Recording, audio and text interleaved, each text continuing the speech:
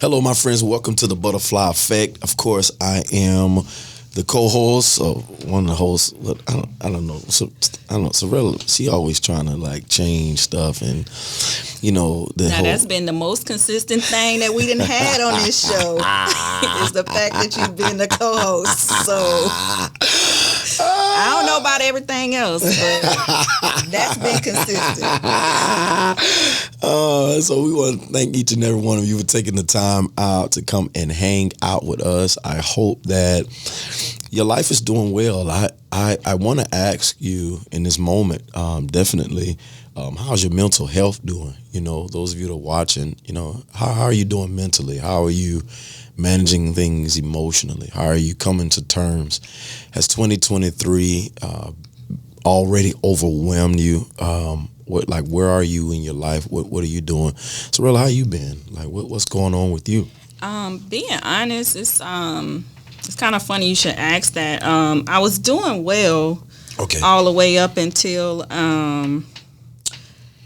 my son had a car accident back in July. Totaled his car or whatever. And just little by little, I just been kind of like noticing some changes in behavior and all that good stuff. But so I kind of popped up on him, and I'm glad I did, because I know he don't watch me anyway, so I can I can be as open about it. But depression is definitely real. He's been a person who's really kind of always had it together. It's never been any issues. Straight out of high school, he went to the military, was stationed in Japan for a while, came back instantly, got his degree in 2.5 years, and has been working. Like I said, never any issues. But this happened, and ever since then, it's just been kind of like a downhill thing as far as like withdrawing and everything. And just me personally going through stuff. I mean, I consider myself a strong person. I've been able to balance life. 3 kids at a young age, and kind of not having anybody but myself to kind of depend on. You kind of get it to where you just figure it out. And we had a conversation last night as I drove in, and I was like, I just want to know, like, are you okay? You don't look okay, but I want to know in your words, like, you ain't got to tell me what's going on, but just, are you okay? And when he said no, it just brought tears to my eyes, because it's like, that's a situation as a parent that you feel helpless. Yeah, for sure. You feel helpless, and it's like, monetarily you can give. You can give love, you can give all of that, but when it's a mental thing, that's something that they have to deal with on their own, and they have to be in a position to where they can accept what's happened and try to move forward. But he's an introvert, a real like hermit. Can you imagine a hermit being depressed? And as a man, like he's one of those, like he's always been responsible, and it's just like, when he had texted me, he never asked for anything, but just for money to eat. Kind of find out he's been off work 2 weeks because the car broke down, and I'm just like, I need you to just talk, open up. It's nobody's fault that life is happening, but let's get ahead of it, versus, like trying to basically clean up, So I just say that again. My aunt, I talked to her. She brought something to my attention that he was the favorite baby boy with my grandmother. So she passed, a few years ago, and thinking about it, it hasn't been the same, since then. But for me, I'm not a man. So I could imagine, the vulnerability behind that piece kind of being and then the fact that you not wanting to feel like you're bothering people, too, because his comment was, I said, well, why you ask your sister, she got her own stuff going on, and, like, not addressing it is not the problem, the solution to the problem. Yeah. Sometimes, to be honest with you, sometimes you're in trying to not be quote unquote deemed as selfish by impeding on someone, especially for men in particular. Some men, rather, some don't care. They'll just they'll take or they'll just say whatever. I think sometimes, because a lot of times vulnerability has been deemed as a weakness instead of being considered a strength. I'm strong enough to tell you that I'm not okay. I'm strong enough to tell you that I'm in need. I'm strong enough to let you know that I'm not in the best space. That takes a strength, especially for those that, do the best they can, and work as hard as they can and piece things together. The depression, the thing about depression is that a lot of times you're screaming internally. And so something in me is broken. Something in me is crying out. And so instead of it being released, it's killing me inwardly. It's internalized. It's working against me. And so one of the things is, being able to admit, or being in a place to say, man, I need your help, or feeling like it's safe enough, or if I have asked in the past, am I still holding maybe a past experience to say, you know what, this has taught me to just maybe never ask again, or maybe the person has vented to me about things that they feel about other people, that they're always being asked, they're always being pulled, and I don't want to be that person to make them feel what they always feel. There's a lot of different scenarios and thought process a lot of times in your head. And so the notion in that is, and because I'm a very advocate about mental health, mental space, is finding somebody who is totally not biased, not connected to the situation, but has I believe, the education or the expertise or the wisdom, as I would say, to help me walk through this process, even for nothing else, to get it out, to get it out. The encouragement for confession. Confession is good for the soul.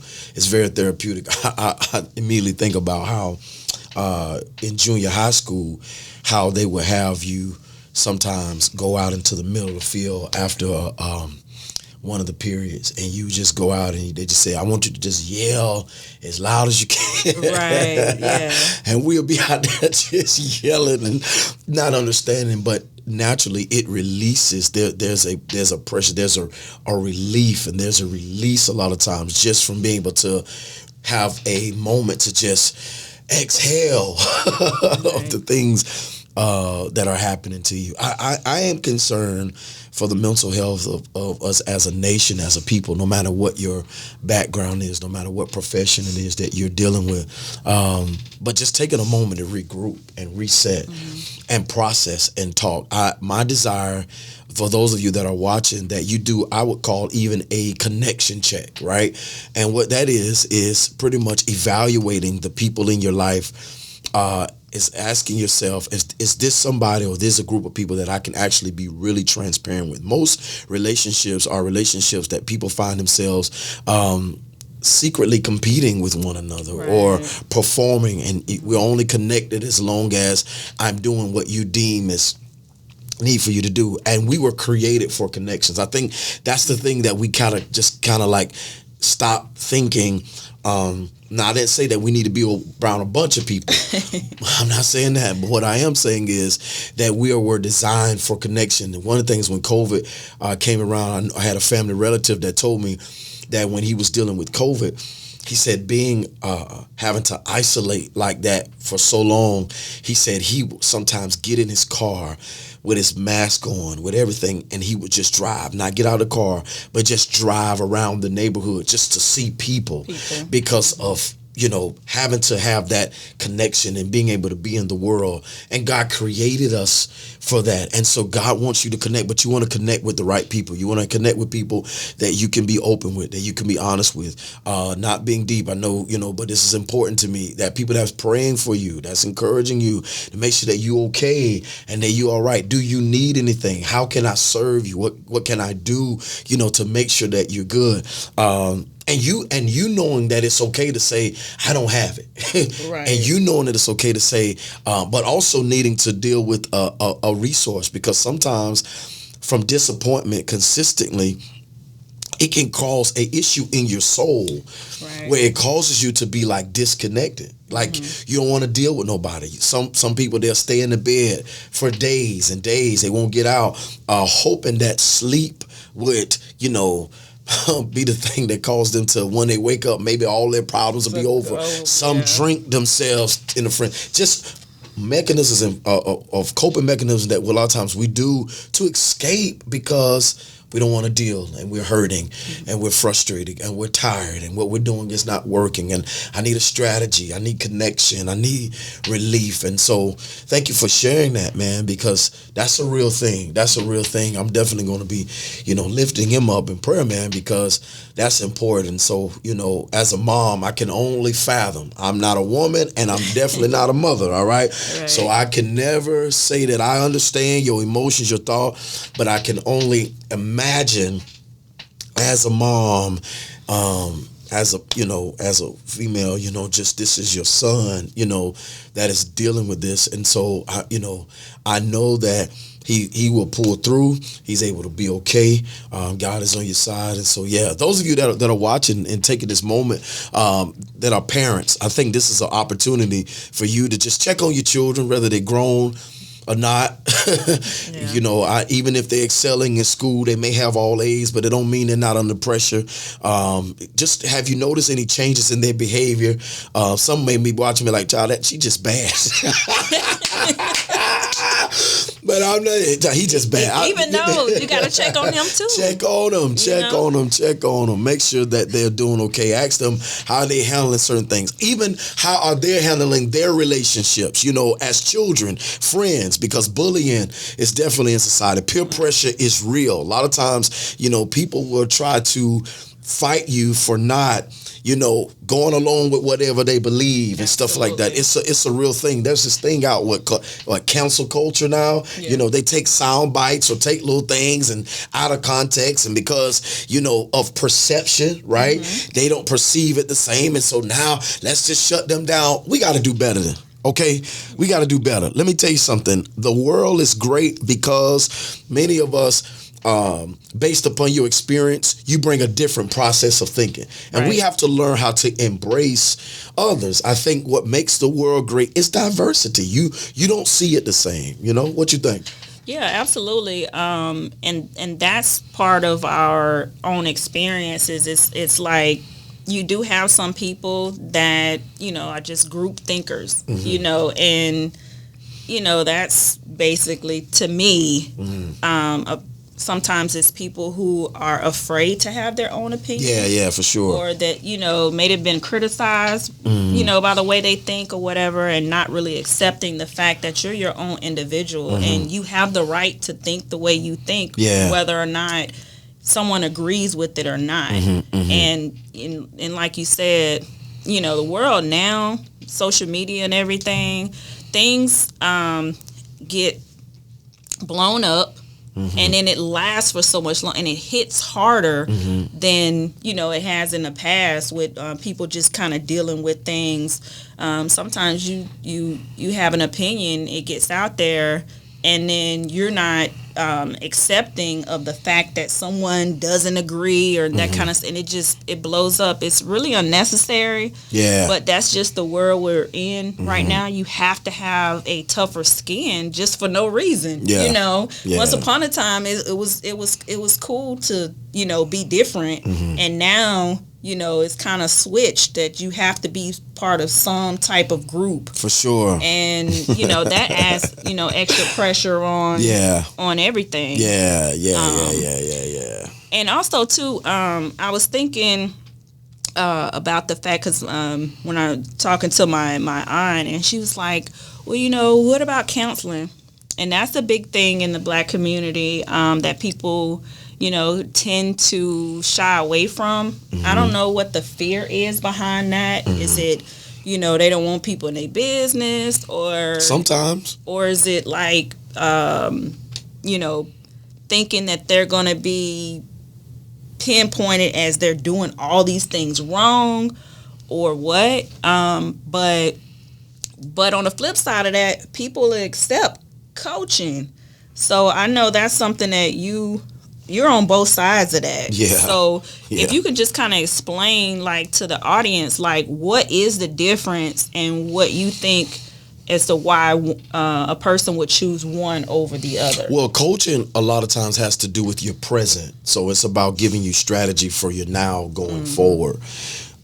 Counseling is more about reaching at the root. And a lot of times people are trying to run from what happened to me when I was 6 years old, 7 and 8, 9, 10, like the root of it. Most of the time people are like, just tell me what to do right now. Tell me, okay, I need the motivation right now. And it's both important, right. But I teach, I train life coaches.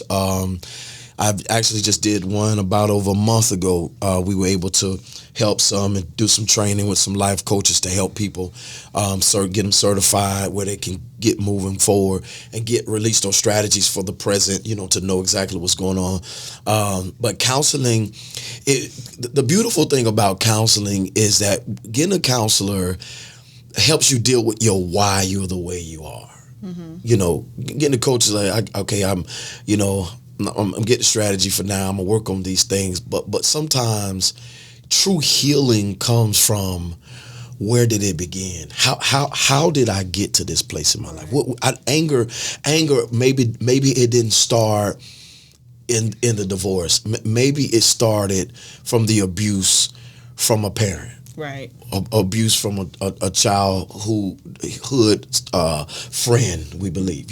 Like how did it begin? When I was in school, I was cool with people, but I had a very hot temper. I know it's hard to believe. Really? Yeah, it was horrible. I can't believe it, huh? I can't. That's what happens when God comes in your life. I can't even see that. Like, because I'm just cool now. Yeah. Don't think I don't still struggle sometimes. I was just the other day I have my moments of even road rage. Traffic. I don't understand. Hey, keep moving. Stop going. It's not that simple. You got to get a degree in traffic nowadays. I mean, it's serious. You really got to get a degree. I like, hey, y'all don't even care about these people. Keep going. Right. Go. Okay, you talking about the Lugahorn when it's accident? It's an accident, and I mean, and I'm talking about you can't be moving this slow. Listen, they're trying to fix their tire. You're not going to help them. Keep it okay. Yeah. Sorry, I had to tangent. But anyway, I feel you. I mean, I'd be really upset. But anyway, I was so angry. I would fight at a drop of dime. I would snatch you up. And a great deal of that, the root of that, it came from I had got abused by my stepfather. Mm-hmm. I was 4 years old, and he beat the brakes off of me with a water hose. And it was so bad till after that he had done it, he took alcohol. Yeah. On an open wound. Yeah. Wow. And my mom and I, we were talking about it probably about a few months ago. We just bring it up, just talking, and I laugh about it now, even though it's not fun. I laugh about like how I want to kill. Yeah. In my mind, I said, when I get 18, I remember thinking, when I get 18, because that was always, even as a little kid, you ain't grown till you're 18. You'll be when you're 18 years old, and I don't know why that always stuck with me. But for years, I would rehearse in my mind, when I become 18 years old, I'm going to get him for what he did to me at 4. Mm-hmm. And so since that time, along with other experiences, anger was the way I protected myself. Anger, because here I am as a little kid, little shorty, did nothing that I could even think of that was worthy of that. Right. and I was a victim of his anger. Right. And so in light of that, in my mind, I'm going to always get you before you get me. I'm going to always punch you in the mouth before you even think you finna come at me.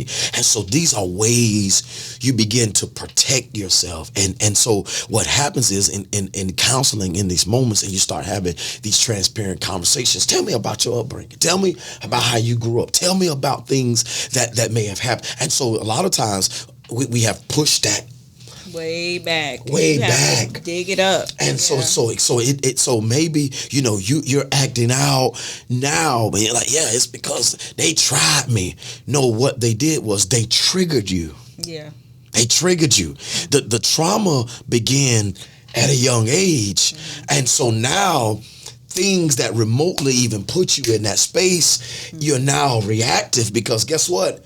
You're trying to protect yourself. Right. Because I won't ever let somebody, do that to me again. I mean, because that, and that's another key point is that at that young of an age, you're helpless. Yeah. What are you really going to be able to do against a grown man who has, felt like they have the authority to do that at will? Yeah. It's like, I couldn't even imagine having that type of, especially if it was a situation to where it's always in the back of your mind. Yeah, for sure. I owe you one. Yeah. But I mean, God definitely done worked on you because I never would have thought. I mean, your temperament has always been. That's just chill. Yeah. So, no, I and let me tell you, I definitely get upset, and I will have to, and this is why our connections matter, because I will call one of my friends. Listen, man, I need to vent, and I'm going going in. Yeah. And because you're human, and you're human, and you hurt, and so it brings us again in these connections. And I want to ask you a question. Those of you that are watching, are your connections safe? Are you really around people that you really can trust with you? I mean, for real, not. And sometimes there may be levels to this, and it doesn't necessarily mean everybody that you're connected to in this moment that maybe they need to be cut off, but maybe the placement needs to change. Maybe the place and the role that they play in your life, because so many people are walking around with disappointment and unaddressed expectations. Yeah. Unaddressed. About that. So I'm real big on now. Say that. What are you really looking for? For weird. Not like what. I don't care if it's ministry, business, whatever it is. What are you trying to get out of this? What are you? Some people deflect though. For sure. When you bring it, it's almost like they're not even used to a person being direct with for them, sure. And it's for me, I don't know, like that's all I know. Mm-hmm. And it wasn't always like that. How yours is. Like I used to be one of those people that just let stuff happen. Let me stay over here. That ain't none of my business and all that. But some people consider it aggressive, but for me, it's to keep my peace. Let me keep we don't have no misunderstanding. Let me keep my peace. Like, hey, this is what it is. Give you an opportunity to talk about it. Oh, you don't want to talk about it? Yeah. Okay, at least you know where I'm coming from. And it's layered on top of meeting people where they are, accepting that, you know what I'm saying? Like not pushing what it is that I'm thinking, feeling onto them, because, whatever, people got their own stuff going on. They do. They do. So, but one thing you can't say, you cannot say. Didn't say I ain't give you a chance. That I ain't give you a chance. There you go, right there, packaged in a box. I told you, I asked you, I gave you that moment, and to be honest with you, sometimes that is uncomfortable for some people because they're not used to transparency, Yeah. and some are not used to receiving honesty, and some are just not used to being honest. Yeah. But that's that's a whole other subject. Let's get into it. We got time. You know what? A lot of people in them categories now. Yeah, and no, there's level. There's the difference between telling the truth and being honest now. Because, Yeah, that's true. That's true. because truth is, that's the right answer. But honesty is forthcoming. Yeah. It's not just what it's the intentions behind it. Yeah. And a lot of times it's what you didn't have to ask me that. I just came out and just told you. You Right. know, Mama, son, did you eat the cookie? Yes. Honesty is, hey, Mama, I just want to let you know I went and ate the cookie. See, that's Why you was when you told me not to. So being I'm honest, I shouldn't get in trouble. It ain't nothing wrong with that either. Yeah. Just putting it up, out there. And a lot of times it's the fear in The consequences. Yes, or lack thereof. I don't know what your response gonna be. Yeah. And sometimes the fear of is I don't want to lose the relationship. And so Check that box. Check the box off. And I had to tell a good friend that was on this panel too. Rip that Band-Aid off. Rip it off. Don't start this today. I'm just saying. While we own it, we own the subject. Go and rip that Band-Aid off. Because here's the thing. And this is, to me, it is not healthy to have to keep going, and you use word rehearsing things in your mind. If you've already had a thought and it's been simmering for a while to where you got to reach out to other people to see what they think, you already know. Rip it off. Keep it moving. Say what you need to say. Get a person an opportunity. If they choose not to, then okay, keep it moving. But at least you're clear on your end as to what, because it might be something they have to process, might be something that they kind of like, now what just happened? But you never know. Life is about opportunities. Like you some stuff is, I don't know, a little extra maybe on some people's part, but some stuff is meant for your development too when dealing with people. Because what's the worst thing somebody gonna do? It ain't finna beat nobody with no water hose. I can tell you that. That's you know what I'm saying? That's a fact. But giving opportunities and thinking about yourself in the end. Because if things are bottling up to, you need to address that, because that's not. And a lot of times, it's because if I told you my truth or been transparent with you, would you leave? Because sometimes the hard part about it is a lot of people do struggle with a great deal of abandonment and rejection, right?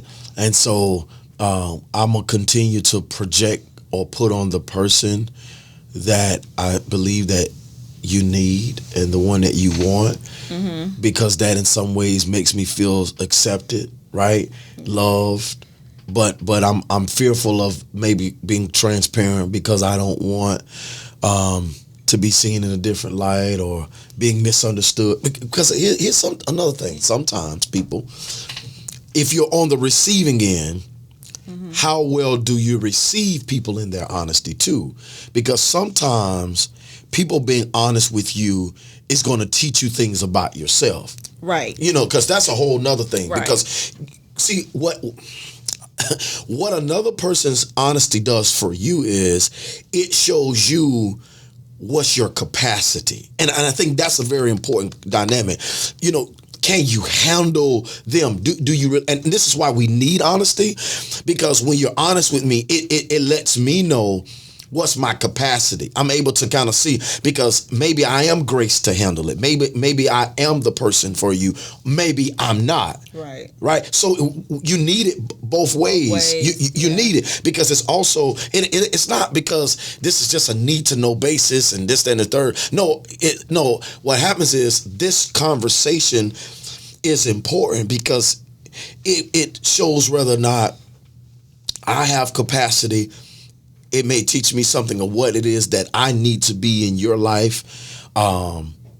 Also, it says for you to be able to open up and give someone the chance to be that person in that place that you've been searching for or haven't had, and in a friend or relationship, whatever that is. That is.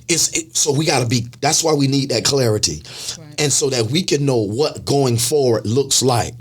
Because dishonesty, what it does is it takes away my opportunity to choose. You're choosing for me. Exactly. You've robbed me of the opportunity, one, possibly to really be what you need, right, or to change what we need to be as a whole, right. Because I don't want to rob you from what you need simply because I don't have that capacity. Right. I don't have that capacity. Not saying you're a bad person, not saying anything. It's just I don't have that capacity. And so this is why that is important. And so that those of you that are watching and listening, however, do you have capacity? Do you have the capacity? Do the person or the people around you, do they have that capacity? While you're doing all of these things, while you're spending this money, while you're spending this time, while you're doing whatever it is that you do, that may be a good time, it may be this. But for those of you that are wanting something long term, whether it be friendship, whether it be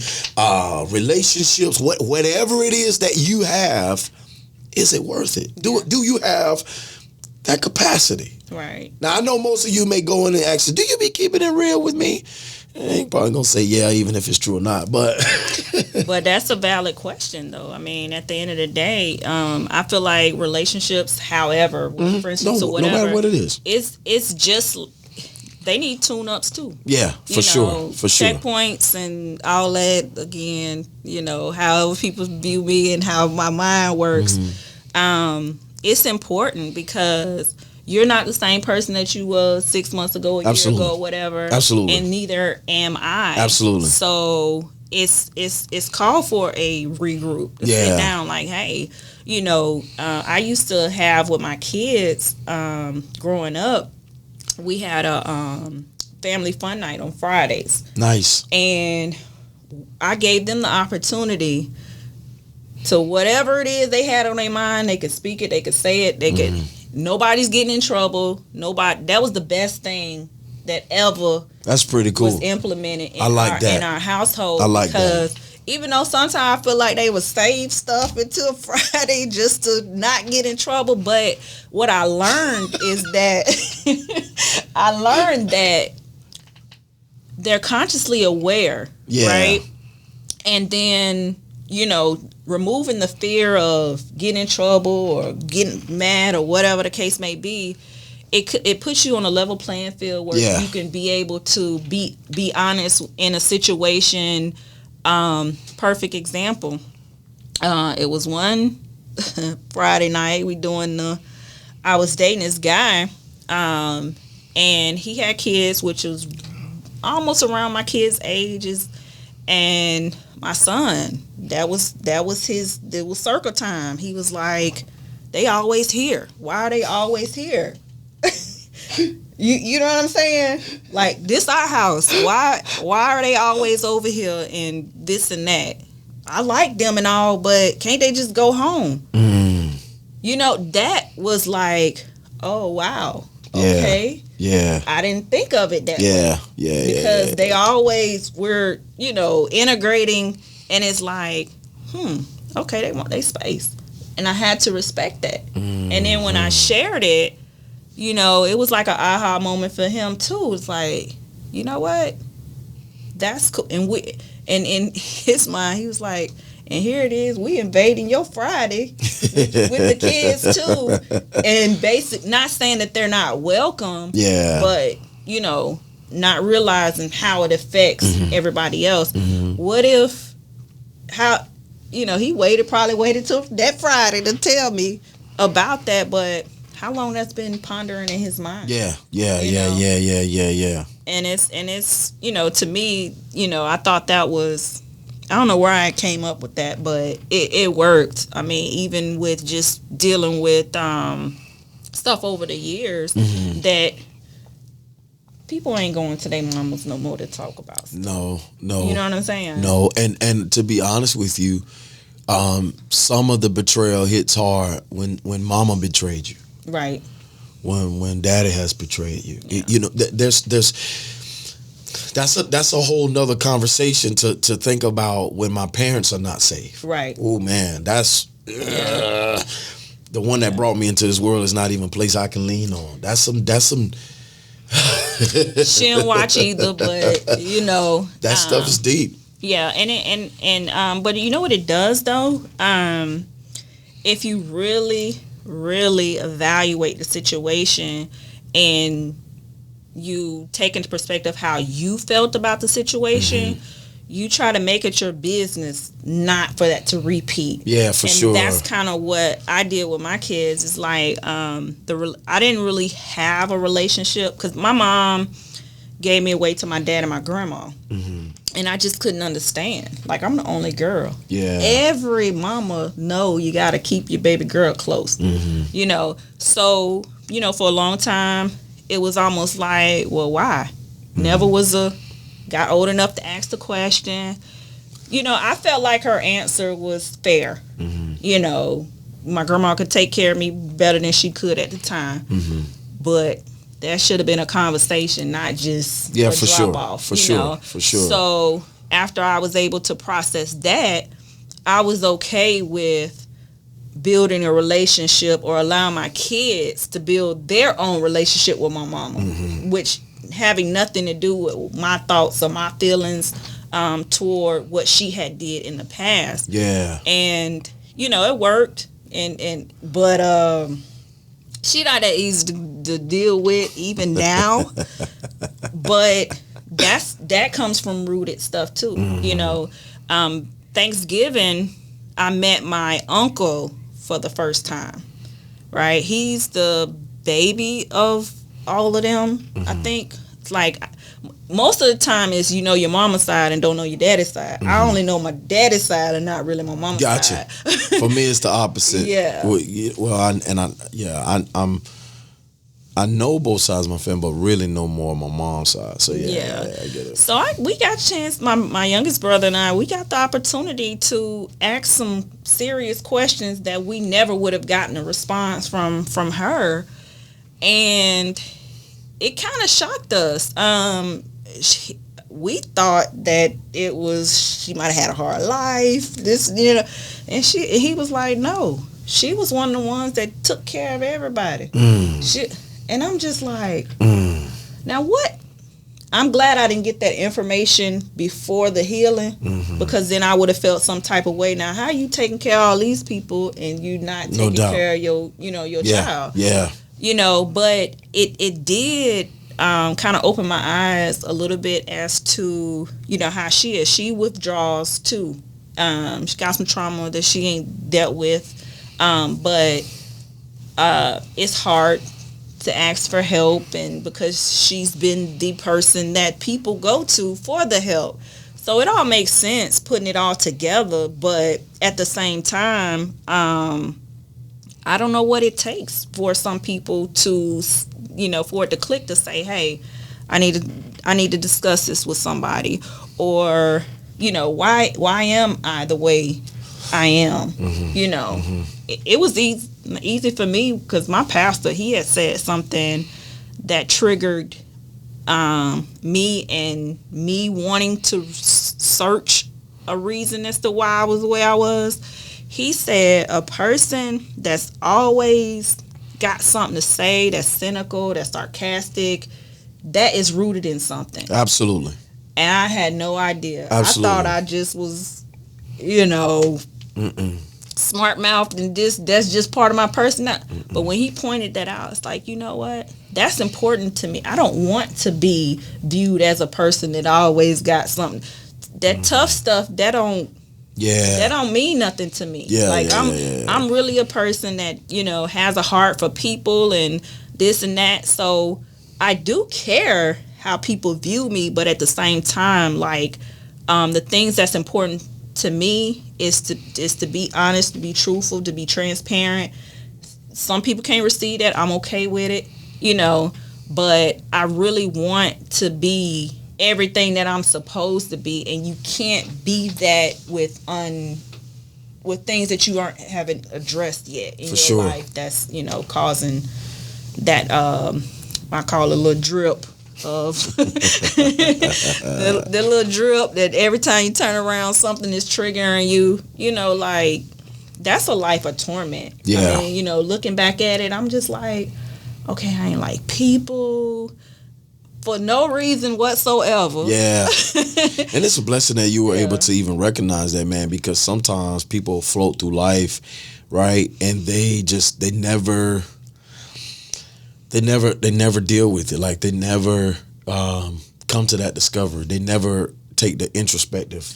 I think if I had not had, like, my pastor, when I tell you, it was such a level of trust to where he was so grounded that it was like not as a worship a man type thing, but because I know he's leaders, it's like if he said it, it must be true. I got to find why, and that it took a couple years. I